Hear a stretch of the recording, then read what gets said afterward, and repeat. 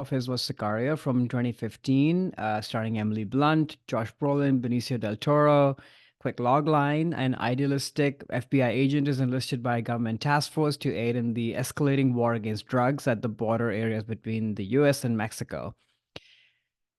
So I went to this movie like knowing very little about it. I didn't know much about him, and I don't think I had any clue what I was getting into. And I think this is where, like, this movie to me is one of those movie going theater experiences where I was at the edge of my seat, and especially all those like border crossing scenes, which are just so visceral and Hmm. just they hit you in such a deep kind of, spine chilling way that it's one of those experiences where I just couldn't move from my theater seat when the movie ended because it's just such a assault, of what is happening. But I watched this movie again in prep of this episode, and what leaped at me was that there are many movies that, can be very hard hitting and that have like imagery which can be pretty gory and such. But the thing about this movie, and I guess Denis as well, as we've been talking, is that none of that stuff is sensationalized.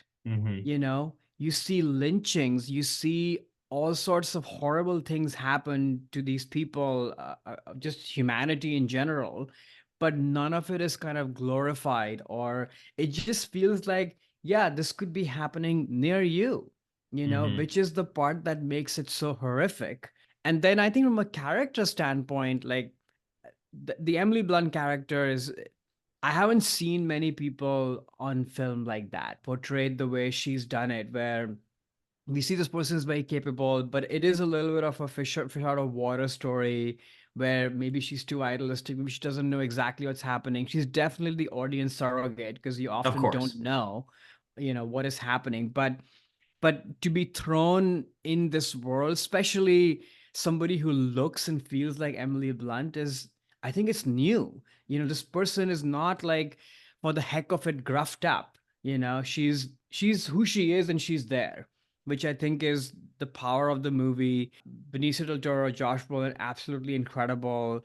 And then the tension mounts, and then I guess from we've been talking a lot about the ensemble of all departments. You see that in this movie as well. Like Roger Deakins, one of my favorite composers, Johannes Johannesson, who sadly passed away a few years ago, I think. Amazing, that blaring kind of scary score, which is a big reason of why this movie just feels so haunting and reverberating. All of those aspects like work perfectly, I think, in this movie. It's a dark tale. I hesitated to go back to watch it, but I was surprised by how much I remembered it, in my bones, which I think is a mark of a great filmmaker. So yeah, this is my first impression, and immediately I was like, okay, something else is happening over here, where it's Hmm. epic filmmaking, it's dark, it's real, but it's not sensationalized.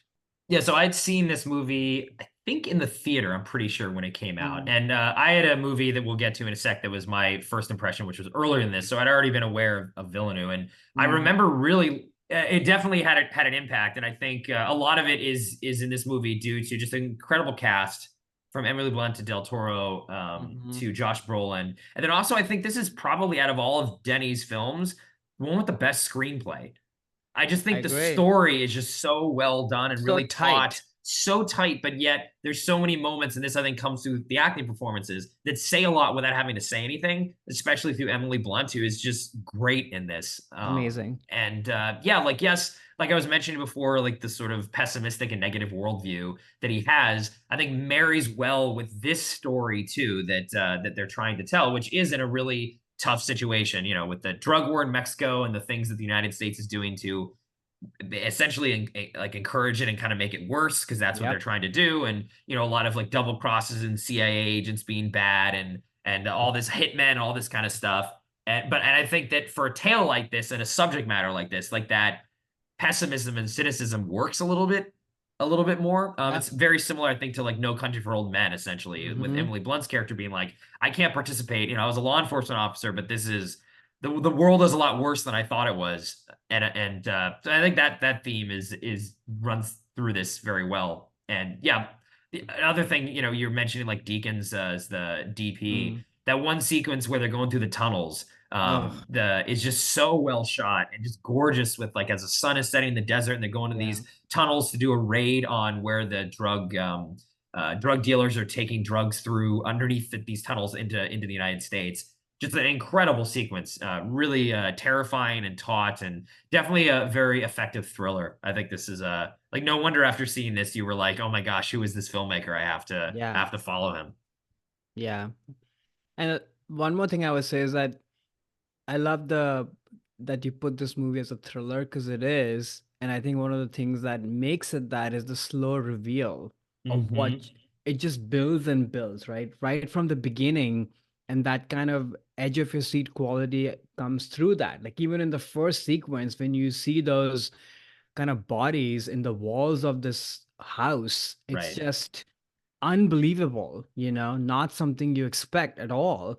And it's just so cleverly done across the board where you never know what's really happening, but yet you're with the people and in the place. Hmm. Um, and I think that's important because if it's too much of kind of you don't know what's happening, you wouldn't care. I wouldn't care. And you Right. care. Oh yeah, yeah, and I think a lot of that too is Emily Blunt, and Yeah. and that being the audience surrogate, but also just how she handles these situations. It just Mm-hmm. it makes it easier to stomach the movie, I guess, in a way, because there is a Mm-hmm. sympathetic character in there who you're like, you get why she's trying to, get more involved, but then has to pull back. So there's at least a character that you can identify with and Right. not have to just be everyone being a bad guy. You know, Exactly. And she's got some critical. humanity. Yeah. Critical. Yeah. Hi there, it's Alex. If you like the review and discussion Karan and I just had, make sure you subscribe to our channel, Movies That Shaped Us, to get full episodes. Every other Wednesday, Karan and I review a new release and then discuss 6 other movies made by that film's actor or director and how they shaped us. Subscribe right now or follow our podcast on Spotify or Apple Podcasts via the link in the description below. Hope you join us for the journey.